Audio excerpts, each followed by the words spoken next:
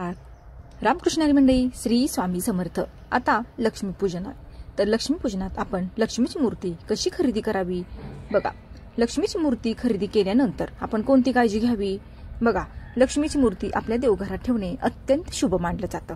मग तुम्ही लक्ष्मीपूजनात खरेदी करा किंवा मार्गशीर्ष महिन्यात आपल्याला गुरुवार जे असतात त्यात सुद्धा आपल्याला लक्ष्मी मातेची मूर्ती लागतेच। मग त्यासाठी आपण खरेदी करत असतो। तर बघा, खरेदी करताना कोणती काळजी घ्यावी आणि घरी आणल्यानंतर तिची कशी पंचोपचार पूजा करावी हे मी आजच्या व्हिडिओमध्ये तुम्हाला थोडक्यात सांगत आहे।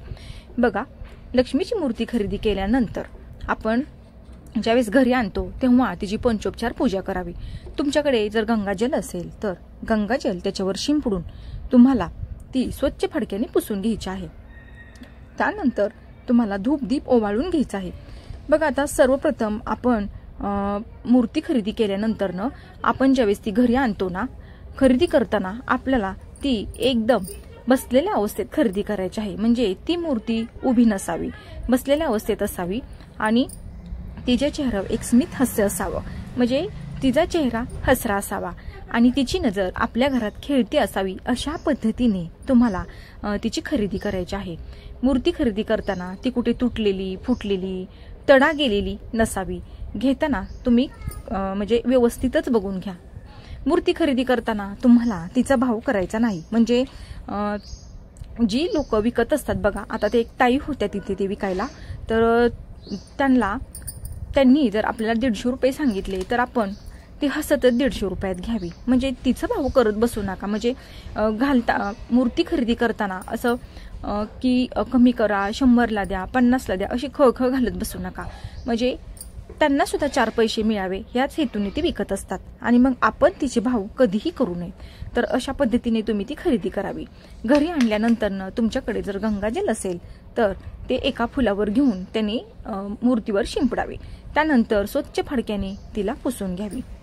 पुसल्यानंतर धूप दीप तिला ओवाळून घ्यावं। तुमच्याकडे जो कोणता नैवेद्य असेल तो नैवेद्य तिला अर्पण करावा। मूर्ती घरी आणल्यानंतर व्यवस्थित तिची एका पाटावर तिला ठेवून घ्या आणि सततच ती म्हणजे तिला हलवू नका। एका जाग्याला जर तिला ठेवली तर सतत तुम्ही तिला हलवत बसू नका। मूर्तीला बघितल्यानंतर खूप आनंद झाला, कारण इतकी छान आणि सुबक मूर्ती होती। असं वाटत होतं की लक्ष्मी माता प्रत्यक्षातच घरी आली आहे। खूप सुंदर अशी मूर्ती होती।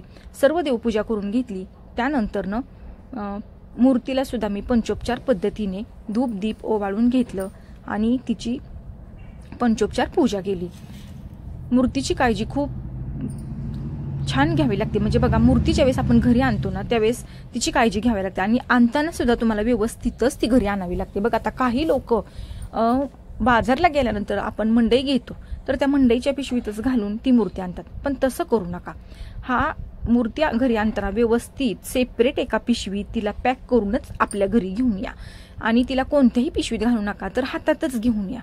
बघा, आता ती एक देवी आहे आणि प्रत्यक्षात जर आपल्या घरात आपण तिला घेऊन येतो तर मग असं पिशवीत घालून वगैरे मंडईच्या पिशवीत किंवा आणखी काही सामान घेतलं आहे त्याच्यात घालून तुम्ही आणू नका। तर व्यवस्थित तिला घरी घेऊन या। घरी आल्यानंतर तिचं छान असं स्वागत करा। तिला प्रार्थना करा की हे लक्ष्मी माता, तू माझ्या घरात विराजमान हो। लक्ष्मी प्राप्तीसाठी आणि प्राप्त लक्ष्मी स्थिर होण्यासाठी मला मदत कर। म्हणजे बघा, आपण ज्यावेळेस तिला घरी घेऊन येतो तर का घरी घेऊन येतो? लक्ष्मी माता खूप चंचल असते। आज आपल्याकडे तर उद्या दुसऱ्याकडे असते। तर तिने आपल्या घरात स्थायिक व्हावं। जे काही आपण कमवतो, आपल्याला जे काही महिन्याला मिळतं त्यात आपण खुश असावं। म्हणजे त्याच्यात आपली बरकत व्हावी।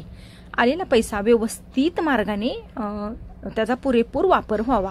म्हणजे बघा, आता काही लोक कितीतरी पैसे कमवतात पण त्यांचा आलेला पैसा कुठे दवाखान्यात किंवा आणि कुठे मार्गाने तो निघून जात असतो। पण आपला जो आहे तो येणारा पैसा आहे, आलेला आहे, तो व्यवस्थितच ठिकाणी तो आपला जावा। तर दवाखान्यात न जाता, वाईपट मार्गाने न जाता त्याचा वापर आपण पुरेपूर करावा। त्याच्यात बरकत राहावी। नाही तर बघा, काही लोकांचं काय होतं, पगार झाला की तो घरी येतच ते वाटत येतात आणि मग पुन्हा महिनाखेरीस ते पैशाला कमी पडतात।